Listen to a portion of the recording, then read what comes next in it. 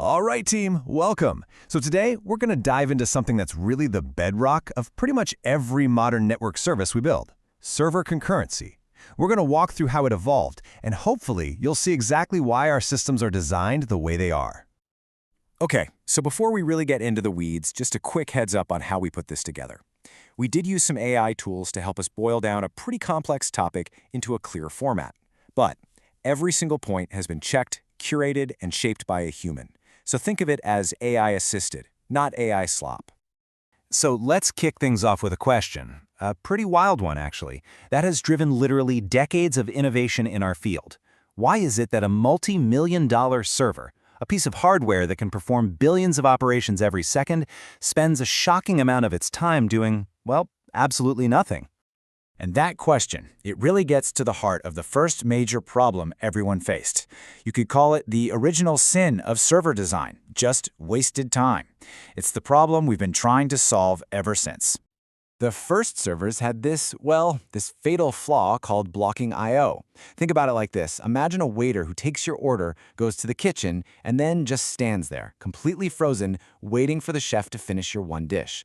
That's exactly what these early servers did. The whole program would just halt, suspended, while it waited for the network or the hard drive to respond. And this is where it gets really painful, right? The CPU, the most expensive, most powerful part of the entire machine, was just sitting there, twiddling its thumbs during these I/O waits. I mean, we're talking about a gap where it could have executed billions of instructions. This level of wastefulness just wasn't sustainable.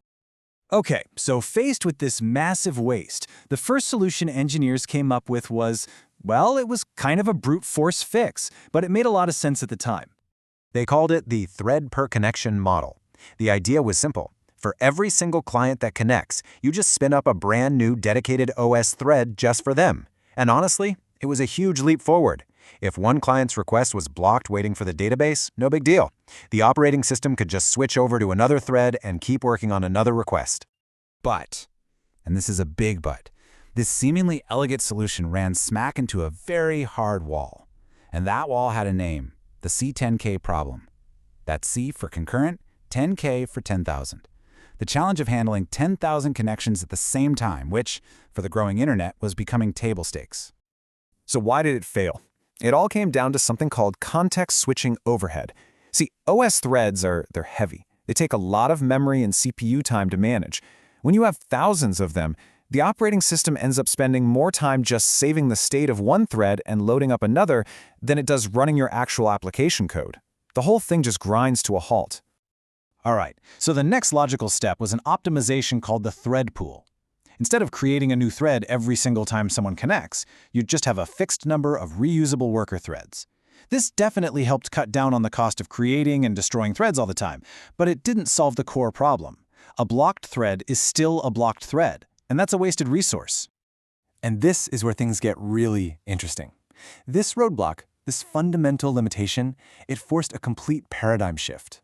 We had to change not just how we built servers, but how we thought about them. The new philosophy was simple: stop waiting. And this slide just nails the difference. The old blocking model, that's like having one chef for every single dish. Each chef just stands there waiting for their one dish to bake. So inefficient. But the new event-driven model, that's like having one master chef running the entire kitchen. They start a dish, they set a timer, that's our non-blocking I/O call, and they immediately move on to the next thing. They only come back to the first dish when the timer goes off. One thread, juggling thousands of connections, but only ever working on something that's actually ready to be worked on. So how does this magic actually work? It's powered by something called the event loop. It's just a simple, repeating cycle. Step 1, the loop asks the OS, hey, has anything happened on any of these thousands of connections? Step 2, if something needs to be done, like a network read, it tells the OS, go start this, but don't make me wait. Step 3, it gives the OS a little function to run, a callback for when the task is done. And then step 4, and this is the crucial part, it immediately goes back to the beginning of the loop to check for other events. It's constantly moving, constantly overlapping all those waiting periods on a single, super efficient thread. Okay, so that whole shift brings us to where we are today, the modern landscape. And what you'll see is that different languages have really taken this core idea and built their own distinct philosophies on top of it. And this quote from the Go community really captures one of the key philosophical divides you see today. Do not communicate by sharing memory. Instead, share memory by communicating. It's this idea of, should our concurrent tasks talk to each other by messing with the same piece of data and using locks, or should they send messages back and forth? It's a fundamental difference in approach. So looking at this chart, the big takeaway is this. There is no single best language. It's all a spectrum of trade-offs. You've got C++ giving you that raw, down-to-the-metal control. You have Java with its huge managed ecosystem for big enterprise stuff. Then there's Rust, which is obsessed with guaranteeing safety at compile time, which is amazing. And then Golang, which really champions simplicity with its lightweight Go routines. Each one is a tool that's been sharpened for a different job. All right, so let's try to boil all this history and theory down into a practical framework, something you can actually use when you're making architectural decisions. Think of it as your architect's compass. First question you have to ask yourself, always, what is the nature of my workload? Is my service going to be waiting on networks and disks all day, I/O bound? Or is it going to be crunching numbers, like encoding video, CPU bound? The answer to that one question points you in very different directions.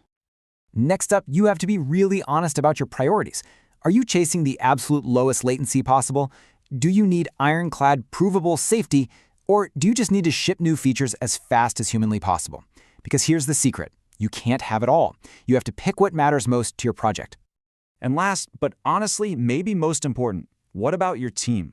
What's their expertise? What's their tolerance for complexity? You can pick the most technically brilliant tool in the world, but if your team can't use it effectively and productively, it's the wrong tool, period. And that leaves us with one final thought to chew on. The whole history of concurrency is just a story of evolving trade-offs. What was the best choice 10 years ago isn't the best choice today, and today's choice might be different tomorrow. So the real question for us, as architects, isn't just what's the best model right now, it's what's the model we need to be building towards. Thanks, everyone.